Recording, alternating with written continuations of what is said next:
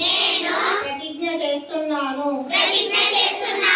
సిగరెట్లు, బీడీలు, గుట్కా, పాన్ మసాలా, హుక్కా, ఈ సిగరెట్లు లేదా మరేదైనా పొగాకు ఉత్పత్తులు లేదా మాదక ద్రవ్యాలను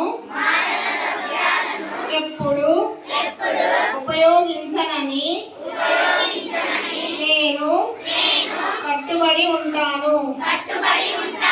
నా కుటుంబం, స్నేహితులు మరియు సమాజాన్ని కూడా ఇటువంటి ఆరోగ్యకరమైన